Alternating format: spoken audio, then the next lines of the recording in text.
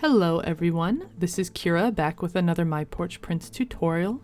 Today we are going to be doing a collage cover, and if you have made a cover before you can go ahead and skip to 410 here to just watch the decorating, but real fast I'm going to give you all a tutorial on making a cover. So for this I am using our hidden spine template, and I'm just going to be using that to sort of measure out a 2-inch spine on a piece of chipboard. And using an X-Acto knife, I'm just going to cut that out.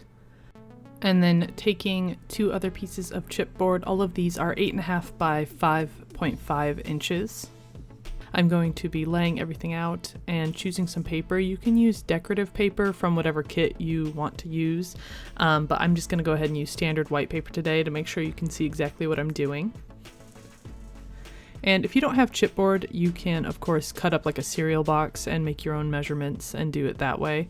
But I will have a link to the chipboard down below if you are interested in just buying it and having it pre-prepared. So taking our pieces of paper and turning them vertically, we're going to be making a 1-inch mark on one of them, and we will be using that to just line the 2 pieces of paper up, and that'll help keep everything nice and straight and even. So going in with FABRI-TAC here, we're just going to glue those 2 pieces together and let them dry for a little bit.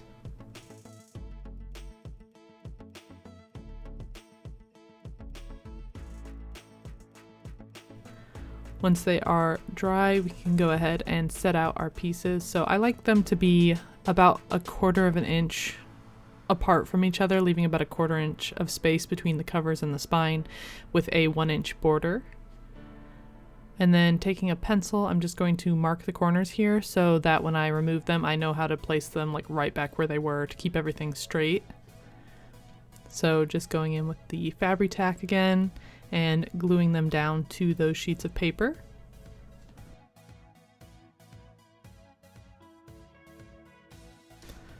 Lining everything up.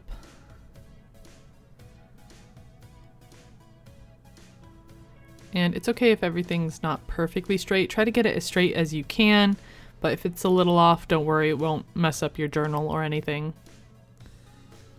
Alright, now going to the corners here, we're just going to be giving them a slight angled cut to create like a sort of a like trapezoid shape on each of the sides that we will then fold in to kind of cover up the edges of our cover. And you can just go in and make the cut if you want, or sort of pre-draw them out to help get them straight. They should kind of meet up right where the corner is, but it's very important not to cut them straight across. Like, they have to be at a slight angle here, otherwise it won't look right when you fold everything over.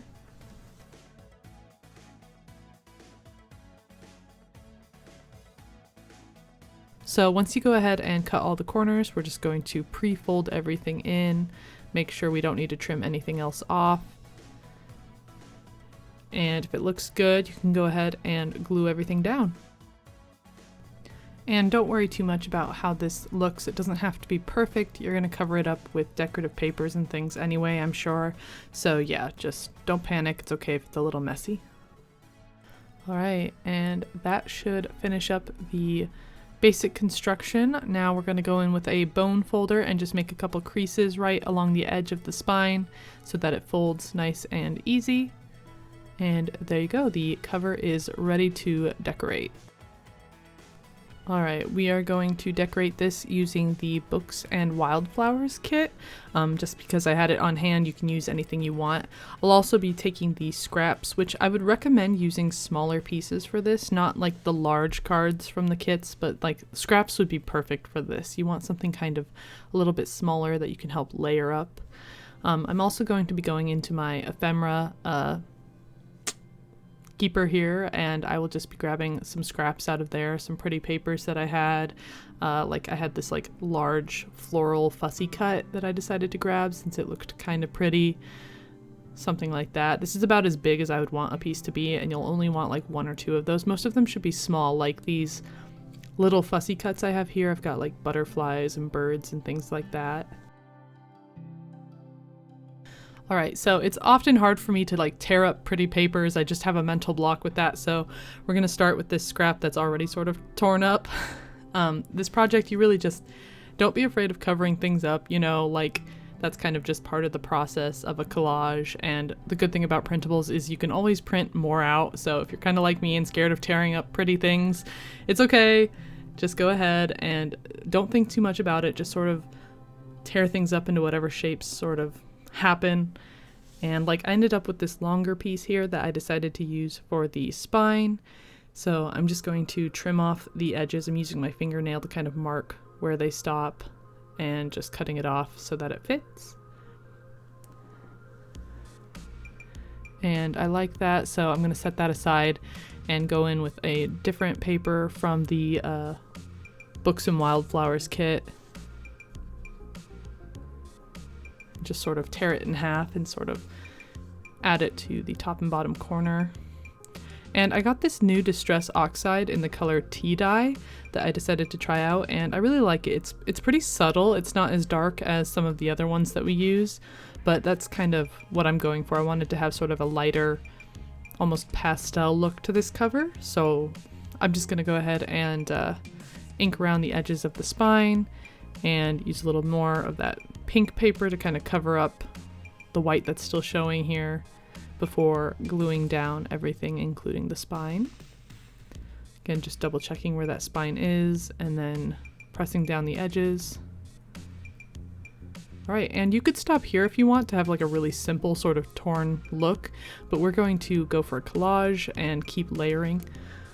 And because it takes me a long time to layer stuff, I just did it kind of off camera, and then I took a picture of what I had once I liked it so that I could use it as a reference and just printed that out. You could just maybe use your phone if you don't want to print the picture out, but that's what I did since I used my phone to film these videos. And now that I have my reference and everything where I want it to go, I'm just going to take off the top layer, which when layering, you want to start with the largest items in the back and then go smaller as you layer up. And also usually you want to start with like larger towards the center and then smaller and smaller out towards the corners. I find that that kind of makes things look a little bit more nice, like to have like a staircase stacking to them. It's a little more organized than just gluing stuff anywhere. So here I am just kind of going in with all of the little bits and bobs that I found that I liked. I'm also using a little bit of like ribbon and cloth here. Just kind of gluing everything down, and stuff does sort of tend to shift around as you're gluing it down. So I made a few changes as I worked just because like I found that there suddenly wasn't room for something I thought that I had room for previously because stuff moved. And that's okay, it's okay to just kind of adapt as you go. And of course you can use distress ink or ribbons or bows or anything else you want. I'm just sort of sticking with like flat pieces of paper for today, keeping it nice and simple.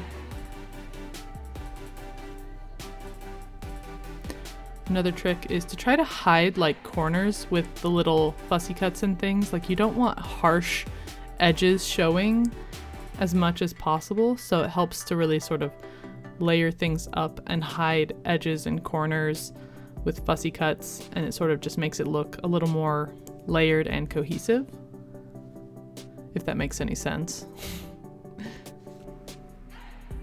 And if you want to see this in slower motion, there is the like an option, a technical option on YouTube. If you go into their settings, you can slow the video down, and that will allow you to sort of follow this along if you want to do like the exact same thing that I'm doing here, or aspects or elements, or get a closer look at something. You can use that setting to slow the video down and watch it back at a normal speed.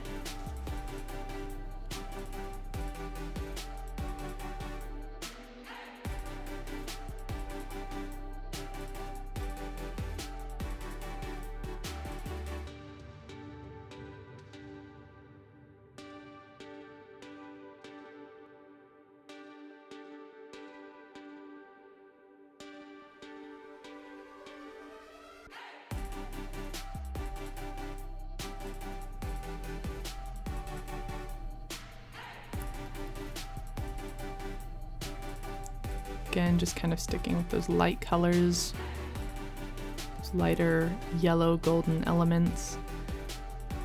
And when I was gluing things down, unfortunately some of them were a little bit askew, so it kind of gives this illusion that the entire cover is sort of like askew and curved here. I don't know if you can see that, but it doesn't really show up once you actually have it like folded into a book shape. So don't worry if you have that same problem, but just try to get like some of your like corner pieces or like straight lined pieces maybe a little straighter, or make more things curved so that it has that entire effect on the cover, you know what I mean?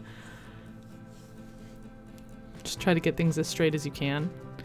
And then with the spine, I would recommend using smaller pieces. I thought that maybe if they stuck out, it would give it kind of like a cute 3D effect, and I ended up just kind of hating it and cutting everything off. So like this butterfly is a little too big for the spine, things like that. So I would recommend using smaller pieces on the spine if you're going to do something like this.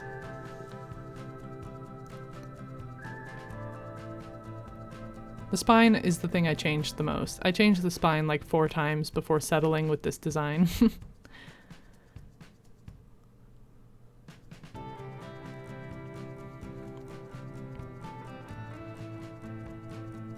Gluing everything down, rearranging it. Lots of layers here, lots of little ephemera pieces. Alright, and once I was done with gluing everything down, I went again with that tea dye Distress Oxide, and I'm just going to go around the entire edge of the book to kind of help with the cohesiveness and covering up any white edges that might be showing. Again, it's really subtle, but I think effective, so I really like this dye.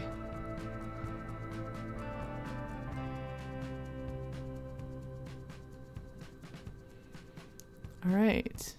And once it's done, I went ahead and folded it over to see what it looked like and decided, yeah, I really didn't like these little pieces sticking out here. So I just went in with some scissors, and as close as I could, I cut them off without cutting the spine. And then taking that tea dye Distress Oxide, I'm just going to go really heavily along the edges of the spine. And this was the final result.